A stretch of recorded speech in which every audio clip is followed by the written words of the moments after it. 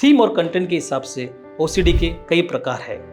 पहला, contamination and cleaning. इसमें patient को फियर होता है कोई जर्म्स का, डर्ट का, कोई बड़ी बीमारियों का, कोई कंटामिनेशन का, तो उसके कारण वो रिपीटेडली हैंड वॉशिंग करते हैं, बीमारियों से डरते हैं। ये उनका कंपल्शन है। दूसरा है चेकिंग। उसमें उनको फियर होता है कि उनकी वजह से, उनकी नेग्लिजेंस की वजह से किसी को तकलीफ ना आए या प्रॉब्लम ना हो, इसलिए वो बार बार स्टोव चेक करते हैं कि गैस स्टोव बंद है कि नहीं, खिड़की के दरवाजे बंद है कि नहीं। ये उनका कंपल्शन है।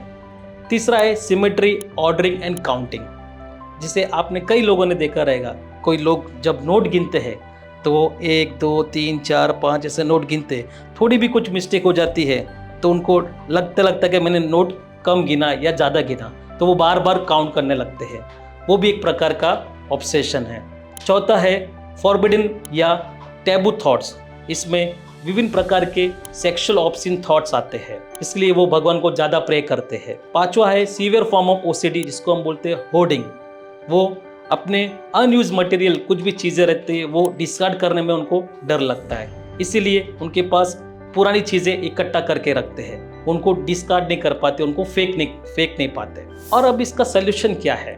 जल्द से जल्द अपने मेंटल एक्सपर्ट या साइकोथेरेपिस्ट से मिलिए, ताकि हम थेरेपी स्टार्ट कर सकते हैं, इसका ट्रीटमेंट चालू कर सकते हैं। थेरेपी में आती है cognitive behaviour therapy.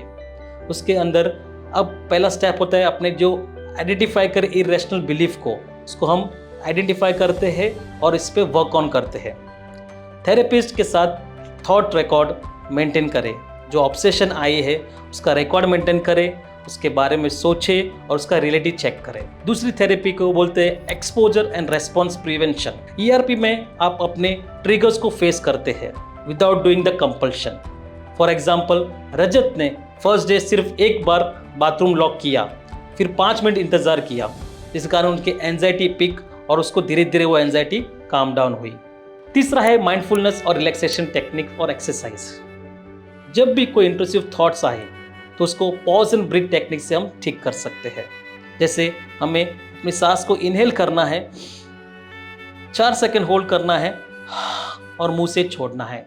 Observe your thoughts without acting on it.